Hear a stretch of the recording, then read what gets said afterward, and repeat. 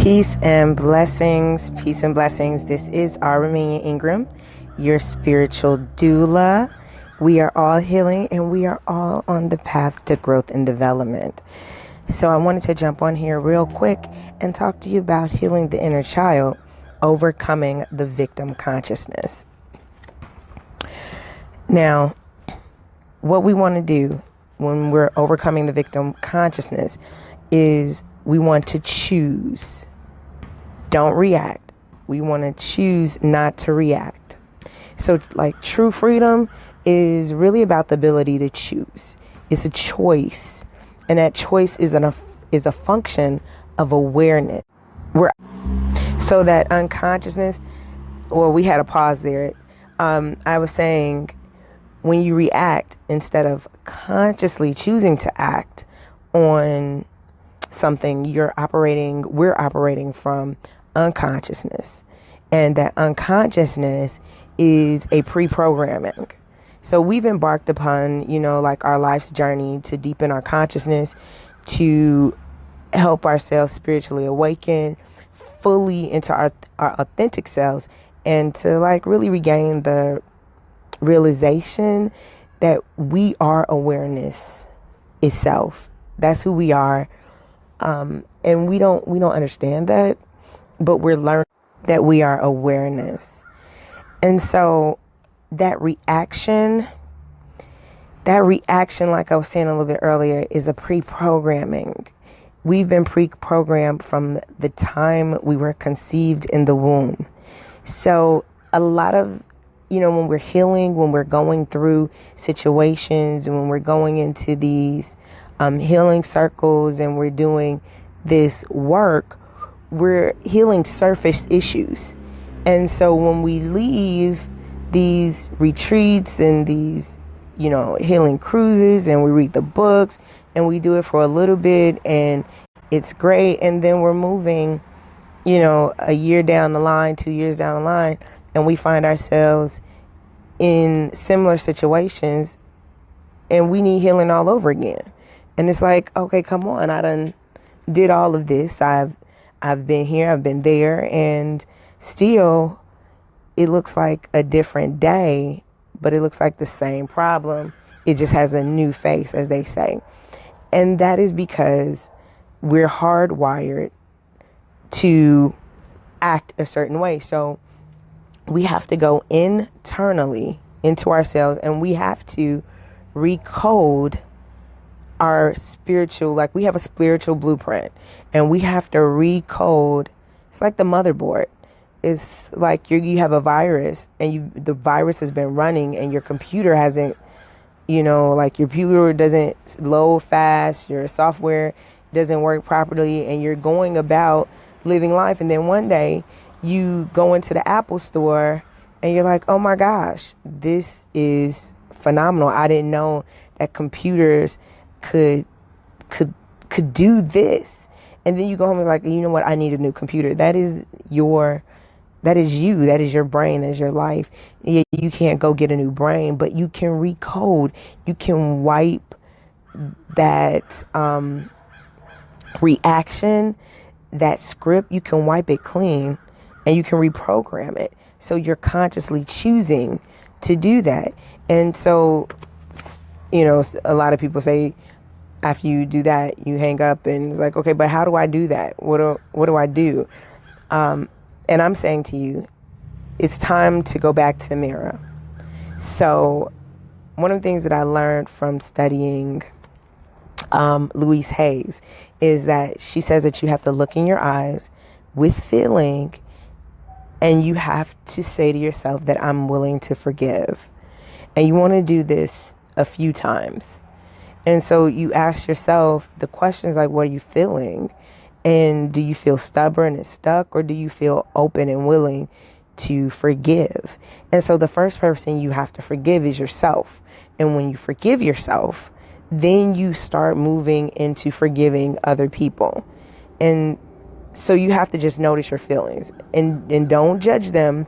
Just breathe deeply a few times and repeat the process and see how it's feeling. See how you're feeling and see if those feelings have changed. Are they different? But you have to look at yourself and say, I am willing to forgive.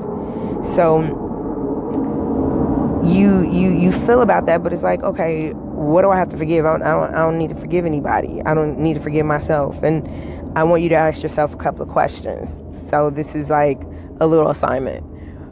Like, was your mother a forgiving person? Ask yourself that. Was she? Was your father a forgiving person? Was bitterness a way of handling hurtful situations in your family? How did your mother get even? How did your father get even? How do you get even? Do you feel good when you get revenge? And why do you feel this way?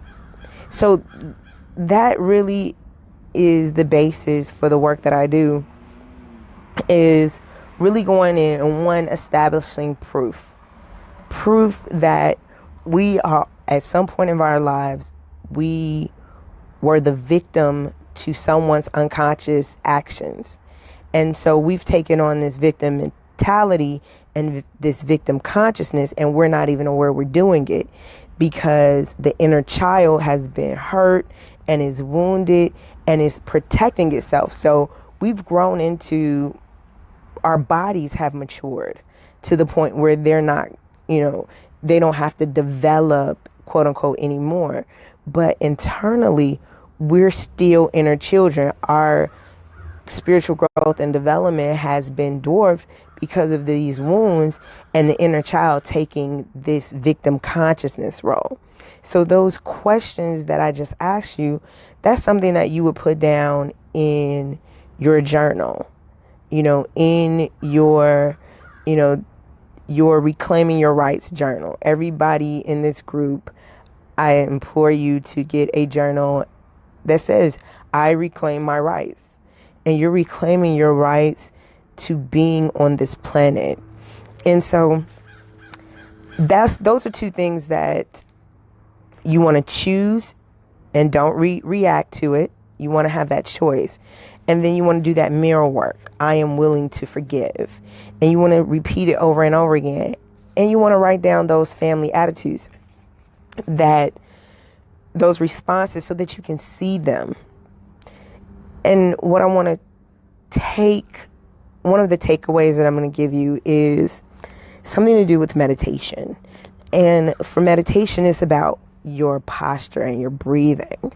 And it's about getting into a place of comfort when you're meditating, because correct posture and breathing are like essential for good meditation practices. But you don't want to torture yourself with doing anything overly complicated. You just want to be able to enjoy yourself, and you want to make sure that you're comfortable so that when you meditate, you're uninterrupted. So you definitely want to be in a space where you won't have the phone ringing, you won't have the television on, the babies are asleep and things like that. And when you're doing your breath work, like some of us, we've been meditating for a long time. Others like meditation. I heard about it, but I've never done it. So you want to count your breaths. This is something that you want to do when you're meditating. And you can meditate for 5 minutes or 5 hours. But as you meditate, the affirmation that you're going to say over and over again is, I am willing to forgive. I forgive me. I am willing to forgive. I forgive me. So you want to be able to count the breaths and get into a posture that is comfortable. So you can do a seated posture, cross-leg posture, you can kneel, or you can lie down on your back. And so when you go into this posture, you want to relax your body and you want to breathe deeply. I talk about breathing all the time because that is the foundation, the key to everything. Is breath work. Is the key to anything that you do is breath work. So back to counting the breaths. You want to focus your attention on your breathing. After each exhalation, but before breathing in, count silently. You want to say 1, inhale, exhale, 2, inhale, exhale, and so on until you reach 5. Then you want to start again from 1, inhale, exhale, to inhale, exhale, and keep it going and slow it down. And you're going to feel that air going in and out as you breathe. You're going to notice that your mind is going to try to distract you from doing the count, and all kind of thoughts are going to go through your head. And what you're going to do is you're going to let those thoughts pass you by. You're going to let them go over your head and keep flowing. Don't put the thoughts together. Don't think about, because there's always something to do. So what you're doing right now in breathing and counting your breaths as you go, that's the most important thing that you can do right now. So don't get caught up in the thoughts that are bombarding you at that present time. Just keep that count going. And so when you have all those thoughts coming, you're just going to gently come back each time you realize that you've been sidetracked. You're just going to come back to your, you're just going to look over your body, not like actually look over your body, especially if you're laying down, but do like a internal visual once over, okay, of your body. And then you're going to go back to focusing on the breathing itself. So whenever you realize that you've been sidetracked and thoughts are coming, you're going to go back to your 1, inhale all the way down to your abdomen, and then exhale. Then you're going to go 2, inhale all the way to your abdomen, and your belly is going to expand like a balloon. And then you're going to exhale. And then you're going to go to 3, and you're going to do this until you reach 5. And when you finish, you're going to come back from the meditation slowly and open your eyes. So most of us, we all have smartphones. We can put a timer of 5 minutes on there or 10 minutes, and you want to keep going until you get longer and longer, because meditation is not about jumping and going into trance right away. When you're first learning meditation, you definitely want to just focus on the breathing. The most important thing you can do with having any successful meditation regimen is the breath work.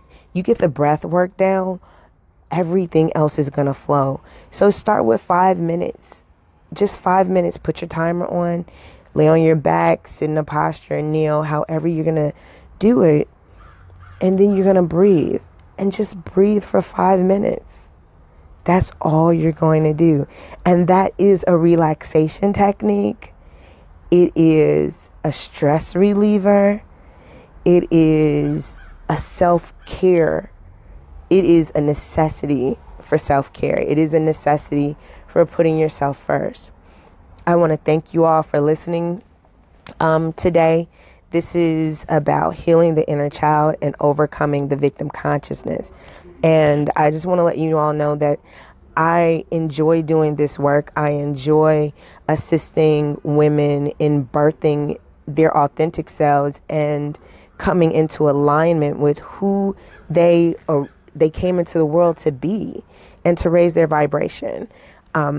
If you want to work with me or know just a little bit more about what I do, then feel free to PM me, and we can set up a discovery call, a synergy session, if you will, to see if we are a good fit for each other. So again, let's work on that breath and tell me how that 5 minutes goes, and then keep it going. And maybe you will go to 10 minutes and 15 minutes and 20 minutes. And next thing you know, you'll be meditating, an hour a day, and realize that your day is going to go so much more harmoniously than it ever did before. Because when you put yourself first and you focus on self-care, like 100% on you, everybody falls in place. Everything falls in place. And you won't feel so overwhelmed. Believe me, self-care is the key. This is Raminyah Ingram, your spiritual doula. We are all healing, and we're all on the path to spiritual growth and development. So I'll talk to you soon.